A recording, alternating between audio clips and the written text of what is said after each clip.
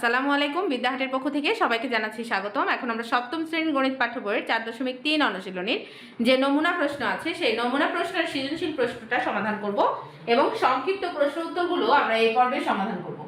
তো দেখো, সৃজনশীল প্রশ্ন 5 নম্বরে বলেছে a একটা সমান একটা মান দেয়া আছে এবং b সমান একটা মান দেয়া আছে এবং c সমানও একটা মান দেয়া আছে এবং কয় আমাদেরকে বলেছে x⁴ - 1 কে x² - 1 দ্বারা ভাগ করলে ভাগফল কত হবে তা নির্ণয় করো। তো আমরা 5 এর যে ক নম্বরটা আছে সেটা আগে ভাগটা আমরা নির্ণয় করি। তো x⁴ - 1 এটাকে ভাগ করতে বলছে কত দিয়ে? x² - 1 দিয়ে। তাহলে এটা হচ্ছে ভাজক আর এটা হচ্ছে ভাজ্য। তো এখন যদি আমরা ভাগ করি, ভাগ করার নিয়ম কি? ভাজ্যর যে প্রথম পদ অর্থাৎ x⁴ এটাকে ভাজকের যে প্রথম পদ অর্থাৎ x² এটা দিয়ে ভাগ করে দিতে হবে। তাহলে এখন দেখো, x⁴ থেকে যদি x² চলে যায়, কেটে যায়, তাহলে একটা x² থাকে না? এটা কেটে গেলে এখানে একটা x² থাকে না? তাহলে ভাগফল পেলাম x²। এটা আমরা ভাগফলের ঘরে লিখে দিব x²। এবার এই x² দিয়ে আমি এই পুরো যে ভাজকটা আছে সেটাকে গুণ করে দিব।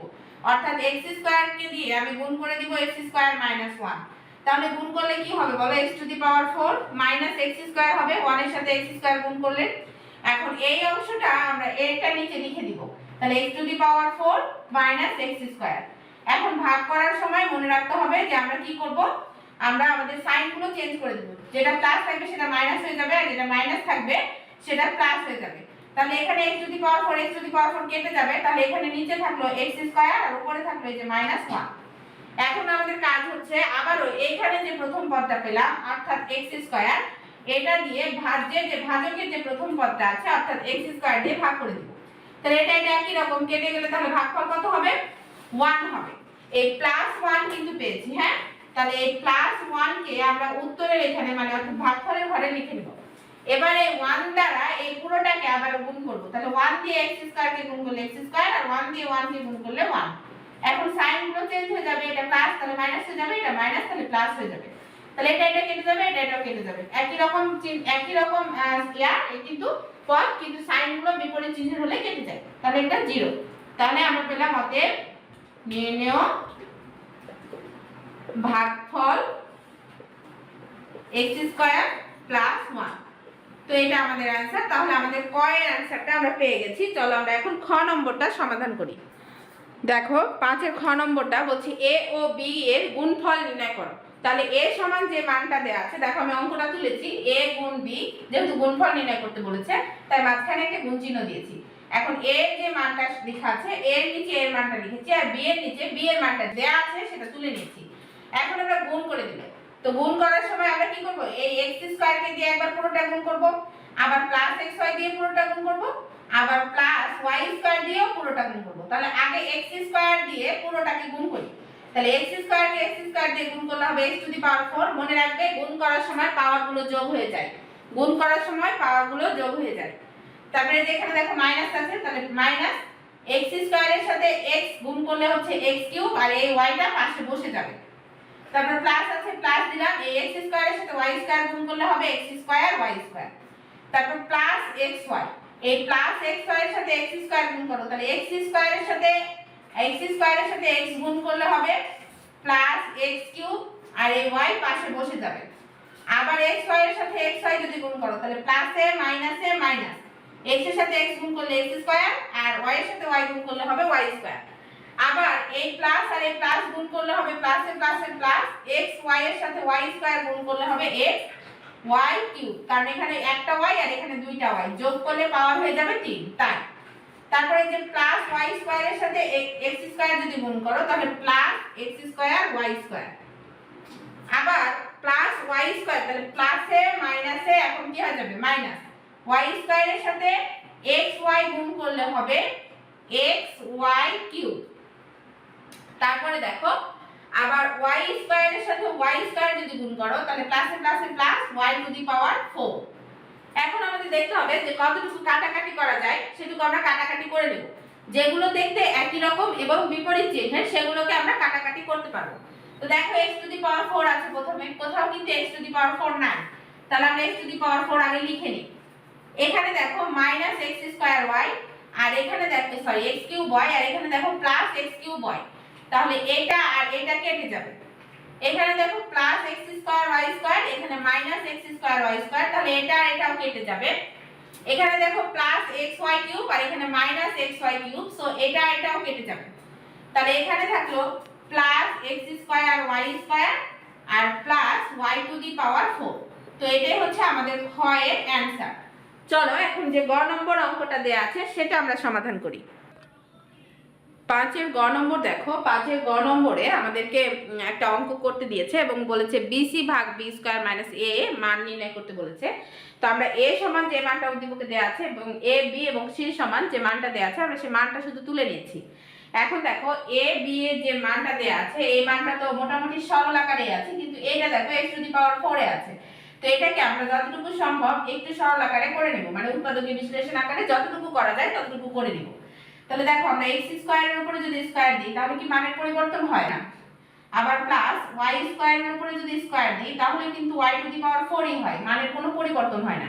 তো এটাকে আমরা a স্কয়ার চিন্তা করব, এখানে প্লাস আছে এখানে প্লাস দাও, এটাকে a স্কয়ার চিন্তা করব আর এটাকে b স্কয়ার চিন্তা করব, ভিতরের x স্কয়ারটাকে a চিন্তা করব আর এখানে y স্কয়ারটাকে b চিন্তা করব। তাহলে a square plus b square হলো, এখন সূত্র অনুযায়ী একটা 2 আসবে আর a হচ্ছে a স্কয়ার x স্কয়ার আর b হচ্ছে y স্কয়ার।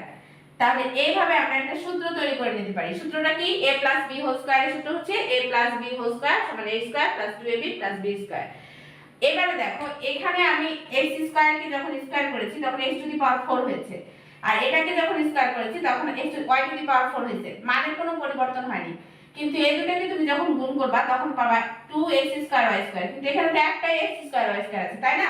তাহলে মানে একটা অতিরিক্ত চলে আসছে না, যেহেতু একটা অতিরিক্ত আসছে তাই এই একটা অতিরিক্তকে আমরা বিয়োগ করে দিব, অর্থাৎ একটা x স্কয়ার y স্কয়ারকে আমরা বিয়োগ করে দিব, তাহলে দুইটা থেকে একটা গেলে একটাই থাকে। আশা করি বুঝতে পেরেছো। আর এইখান থেকে এইটুকু দেখা একটা সূত্র পড়েছে a b হোল স্কয়ারের সূত্র। x স্কয়ার কে a মনে করেছি, y স্কয়ার কে b মনে করেছি এবং পুরোটার উপর স্কয়ার নিয়েছি এবং এটা হচ্ছে a b হোল স্কয়ারের সূত্র। আর মাইনাস এই যে x y টা লেখা আছে x স্কয়ারের উপর x এর উপর স্কয়ার y এর উপর স্কয়ার, তাহলে আমরা যদি x আর y পাশাপাশি লিখে পুরোটার উপর স্কয়ার দিই তার অর্থ হচ্ছে x এর উপরেও স্কয়ার হবে y এর উপরেও স্কয়ার হবে। এখন এটাকে তুমি পুরোটাকে a চিন্তা করো আর এটাকে তুমি b চিন্তা করো, তাহলে a এর উপর স্কয়ার মাইনাস b এর উপর স্কয়ার, তাহলে a স্কয়ার মাইনাস b স্কয়ারের সূত্র হচ্ছে a plus b into a minus b। তাহলে a হচ্ছে এখানে x square plus y square, এটা a প্লাস b মানে হচ্ছে xy ইনটু a মানে x square plus y square আর b মানে মাইনাস xy মানে a মাইনাস b। এখন যদি একটু আমি এটাকে সাজিয়ে লিখি, x স্কয়ারটা আগে লিখি, তারপরে এই যে প্লাস xy টা মাঝে লিখি আর প্লাস y স্কয়ারটা পরে লিখি। এটার ক্ষেত্রেও তাই, x স্কয়ার তারপর মাইনাস xy আর শেষে y স্কয়ার লিখি, তাহলেও কিন্তু একই রকম হচ্ছে। তাহলে দেখো এই যে c এর যে মানটা দেয়া ছিল এই মানটা আমরা ক্যালকুলেশন করে ভেঙে এই মানটাতে নিয়ে আসতে পারছি। এখন আমাদেরকে বলছে যে BC, তাহলে আমরা লিখি এখন যে অঙ্কটা আমাদের দিয়েছে BC ভাগ b স্কয়ার মাইনাস a। এখন দেখো b এর মান হচ্ছে x square plus xy plus y square আর c এর মানটা দেখো আমি ভেঙে এই যে এই মানটা পেয়েছি, তাহলে এই মানটা লিখে দিব যে x square plus xy plus y square আর এটা হচ্ছে x square minus xy plus y square. তাহলে BC লেখা শেষ। গুণ আকারে ব্র্যাকেট যদি পাশাপাশি থাকে তাহলে সেটা গুণ আকারে বোঝায়, এজন্য আলাদা করে আর গুণ চিহ্ন দিলাম না। এবার ভাগ আছে, তো এই যে ভাগটা আপাতত যদি আমি ভাগটাকে গুণ করে দিই তাহলে লবটা হরে যায় আর হরটা লবে যায়। আচ্ছা আমি পরের লাইনে এটা করছি, এই লাইনে এটুকুই শুধু করি, শুধু b স্কয়ারের মান বসাই। b এর মান হচ্ছে x square plus xy plus y square, তাহলে এই যে x square plus xy plus y square এটা b এর মান, তাহলে এটার উপর স্কয়ার আছে b এর উপর, তাই এটার উপর স্কয়ার দিলাম মাইনাস a, তো আমার জায়গা নাই তো আমি এখানে লিখছি, নিচে লিখছি মাইনাস a। এর মান কত? x square minus xy plus y square, তো এর মানটা আমরা লিখলাম। এবারে দেখো এর প্রথম অংশে দেখো x plus y x square plus xy plus y square এখানেও একটা x² plus xy plus y²। তাহলে কয়টা x² plus xy plus y² হচ্ছে বলো? দুইটা না? পাশাপাশি এই দুটো একই রকম না দেখতে? তাহলে এইবার দুইটা না লিখে আমরা x² plus xy plus y² এবং এটার উপরে আমরা হোল স্কয়ার দিয়ে দিব। হোল স্কয়ার মানে এই একই জিনিস দুইটা আছে গুণাকার। দেখো একই জিনিস দুইটা আছে, জন্য উপরে স্কয়ার দিয়ে দিয়েছি। আর এই অংশটা যে আছে x² xy প্লাস y², এটা আমরা পাশে জাস্ট লিখে দিলাম। এবার এই ভাগটাকে তুমি গুণ করে দাও। ভাগ যখন গুণ হয় তখন ভগ্নাংশ উল্টে যায়, কিন্তু এখানে তো কোনো ভগ্নাংশ দেখতে পাচ্ছ না। উপরে কি লব হর আছে? নাই। কিন্তু কোনো স্বাভাবিক যদি রাশি থাকে তাহলে তার নিচে সবসময় কি থাকে? 1 থাকে। তাহলে এটাকে যদি উল্টে দিই আমি, তাহলে 1টা সেই উপরে চলে যাবে, আর যেই যে এটা দেয়া আছে যে x² plus xy plus y² এর উপর হোল স্কয়ার, এটা নিচে চলে আসবে। তো নিচে চলে আসছে। আর এই যে মাইনাস, এটা আমি নিচে দিচ্ছি, এখানে দিচ্ছি minus x² xy plus y², এটা এখানে যেভাবে আছে সেভাবে থেকে গেল। এখন দেখো তো এই যে এটা ভগ্নাংশ, এই ভগ্নাংশের এই অংশটা নিচে না, মানে ভাগ আকারে আছে না? আর এই ভগ্নাংশটা এটা উপরে না? তাহলে এই অংশ আর এই অংশ দেখতে একই রকম না? তাহলে এই অংশটা আমি কেটে দিতে পারবো না? তাহলে কেটে যদি দিতে পারি তাহলে এই অংশটা শুধু থাকলো না এখানে, যে x² xy প্লাস y², এই অংশটা থাকলো, আর বিয়োগ এই অংশটা থাকলো x² xy প্লাস y², এই অংশটা থাকলো। এটার সাথে এটা কেটে গেছে, এই অংশটা আছে, আর 1 এর সাথে যা কিছু গুণ করবে এটাই তো হবে, তাই না? তাহলে এই অংশটা আছে, আর এই যে বিয়োগ এই যে নিচে এই অংশটা আছে। এইবারে x² xy প্লাস y², এই যে সামনের যে মাইনাস চিহ্নটা আছে, মাইনাস এর পুরোটাকে গুণ করে দাও। তাহলে মাইনাস x² মাইনাসে মাইনাসে প্লাস xy প্লাসে মাইনাসে মাইনাস y²। এখন দেখবো যে কোনটা কোনটা কাটাকাটি করা যায়। দেখো এখানে প্লাস x², এখানে মাইনাস x², কাটাকাটি হবে। এখানে প্লাস xy, এখানে মাইনাস xy, এটাও কাটাকাটি হবে। এখানে y² প্লাস এখানে মাইনাস y², সবই কেটে গেছে। সব কেটে গেলে কি থাকবে বলো তো? যোগ বিয়োগের ক্ষেত্রে সব যদি কেটে যায় তাহলে 0 থাকবে। তাহলে অ্যানসার কি পেলাম বলো? অ্যানসার পেলাম, অ্যানসার পেলাম 0। অ্যানসার হচ্ছে 0। তাহলে দেখো আমাদের গ নম্বরটাও খুব সহজেই কিন্তু সমাধান হয়ে গেছে। চলো এখন যে সংক্ষিপ্ত প্রশ্নগুলো দেওয়া আছে সেগুলো আমরা সমাধান করি। দেখো আমি 6 নম্বরের সংক্ষিপ্ত যে তোমাদের প্রশ্নগুলো আছে সেই সংক্ষিপ্ত প্রশ্নগুলোর মধ্যে কম্বোটা তুলে নিয়েছি। একটা সরল করতে বলেছে, সরল মান নির্ণয় করতে বলেছে। দেখো আমি সরলটা তুলে নিয়েছি। এবার প্রথম কাজ হচ্ছে আমাদের যদি 3টা ব্র্যাকেট থাকে তাহলে আগে ফার্স্ট ব্র্যাকেট, তারপর সেকেন্ড ব্র্যাকেট, তারপর থার্ড ব্র্যাকেট। তারপরে হচ্ছে আমরা আগে, যেহেতু এখানে যোগ আর বিয়োগ চিহ্ন আছে, তো আগে আমরা যোগের কাজ করব, তারপর আমরা বিয়োগের কাজ করব। তো দেখো এখানে ফার্স্ট ব্র্যাকেটে আছে আমাদের, তাহলে প্রথমে সেকেন্ড ব্র্যাকেটে যা আছে আমরা এটা রেখে দিই 7x। দেখো ফার্স্ট ব্র্যাকেটের আগে একটা মাইনাস আছে, তাহলে এই মাইনাস দিয়ে এই পুরোটা গুণ হয়ে যাবে। তাহলে মাইনাসে মাইনাসে প্লাস 3x, আবার মাইনাসে মাইনাসে প্লাস 6, আর এই যে প্লাস 4, এই যে প্লাস 4 বসিয়ে দিলাম, সেকেন্ড ব্র্যাকেট ক্লোজ। এবার দেখো এখানে হচ্ছে 7x আর এখানে হচ্ছে 3x। তো 6 আর 4 আগে 10 আমরা করে নিই, এটা যেহেতু এটা প্লাসে আছে। এখন দেখো 7টা মাইনাস x থেকে 3টা প্লাস x বাদ দিলে মাইনাস 4x হবে। তো এটাই হচ্ছে ক এর आंसर। তো চলো এখন আমরা খ নম্বরটা সমাধান করি। দেখো আমাদেরকে বলেছে ক্ষয়ে যে x² y xy² কে ভাগ করতে হবে xy দ্বারা। এই যে দেখো প্রশ্ন, ভাগ করলে কত হবে ভাগফল, তো আমরা শুধু ভাগ করে দিয়েছি। এখানে প্রথম রাশি যেটা বলেছিল সেটা লিখেছি এবং ভাগ দিয়ে আমরা লিখেছি xy দ্বারা ভাগ করতে হবে, তাই xy দ্বারা ভাগ লিখেছি।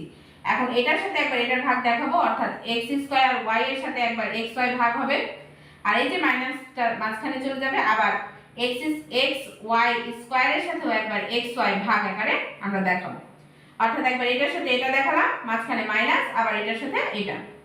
এখন আমরা ভাগ করে দিব। তাহলে দেখো যদি দুইটা x থেকে তুমি একটা x নাও আর ভাগের ক্ষেত্রে পাওয়ারগুলো সব সময় বিয়োগ হয়ে যায়, তাহলে এখানে হচ্ছে পাওয়ার হচ্ছে 2 আর এখানে পাওয়ার কিছু নাই মানে 1।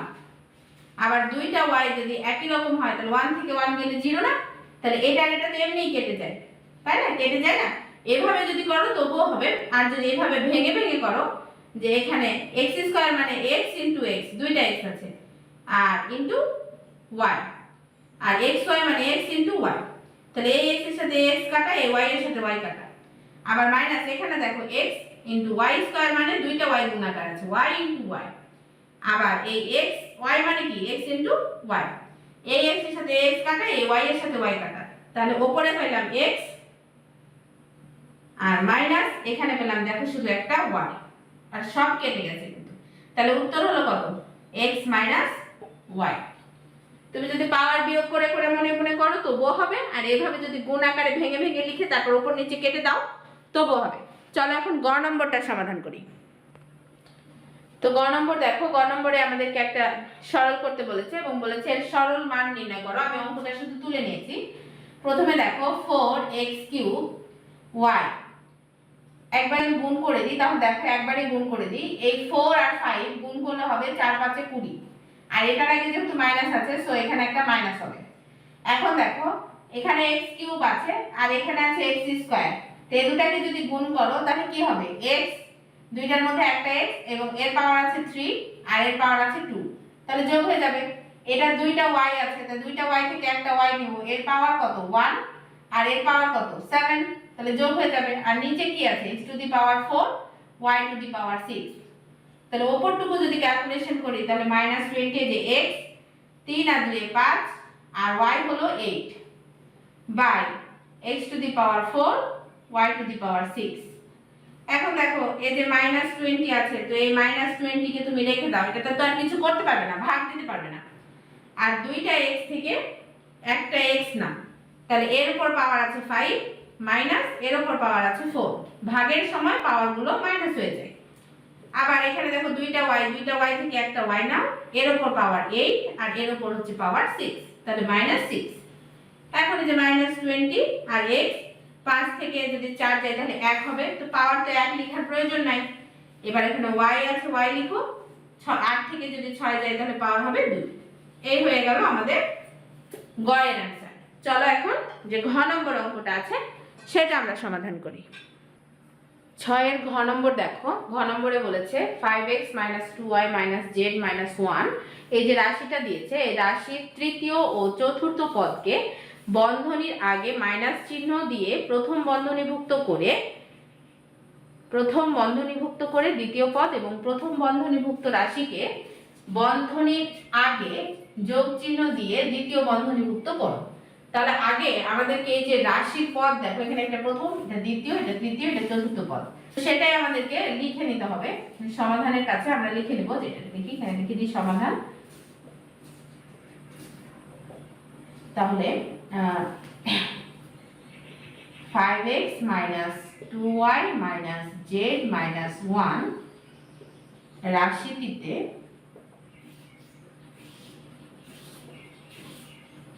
প্রথম পদের কথা যেহেতু এখানে উল্লেখ করে নাই, সো আমরা দ্বিতীয় পদ, দ্বিতীয়, তৃতীয় এবং চতুর্থ পদের কথাটাই বলবো। তাহলে দ্বিতীয় পদ সমান এখানে মাইনাস দিব না, জাস্ট 2y, তৃতীয় পদ z ও চতুর্থ পদ সমান 1। তাহলে এখন আমাদের যেটা প্রশ্ন করেছে সেই প্রশ্ন অনুযায়ী আমরা লিখতে পারি যে প্রশ্ন মতে দেখো, আমরা প্রশ্ন মতে যে রাশিটা আমরা দিয়েছে সেই রাশিটা আগে লিখে নিই। রাশিটা আমি শুধু লিখেছি, এখন কি বলেছে দেখো তো, বলেছে যে রাশির তৃতীয় ও চতুর্থ পদকে বন্ধনীর আগে মাইনাস দিতে হবে। তাহলে তৃতীয় পদ এটা, চতুর্থ পদ এটা, এই বন্ধনীর আগে এই বন্ধনী দিলাম, প্রথম বন্ধনী দিলাম, মাইনাস দিয়ে প্রথম বন্ধনীভুক্ত করো। তাহলে মাইনাস দিয়েছি বন্ধনীর আগে এবং এটাকে তৃতীয় এবং চতুর্থকে প্রথম বন্ধনীভুক্ত করেছি। এখন কথা হচ্ছে তুমি যদি কোনো রাশিকে বন্ধনীভুক্ত করতে যাও, সেটা যে কোনো বন্ধনী হতে পারে, বন্ধনীভুক্ত করতে যাও এবং বন্ধনীর আগে যদি তুমি মাইনাস চিহ্ন রাখতে চাও তাহলে ভিতরে যে চিহ্নগুলো আছে সেগুলো তোমার চেঞ্জ হয়ে যাবে।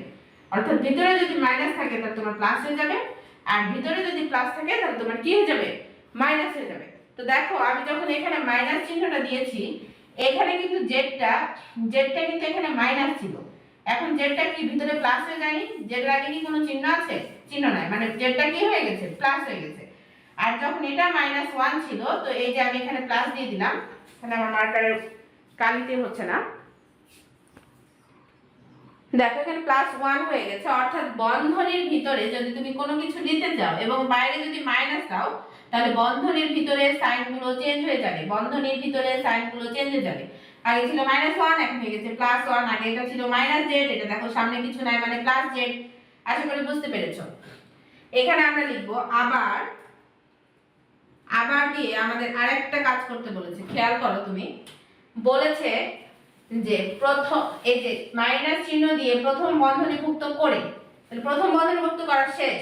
এবার বলছে দ্বিতীয় পদ ও প্রথম বন্ধনীভুক্ত পদ, দ্বিতীয় পদ এটা, প্রথম বন্ধনীভুক্ত পদ হচ্ছে এটা।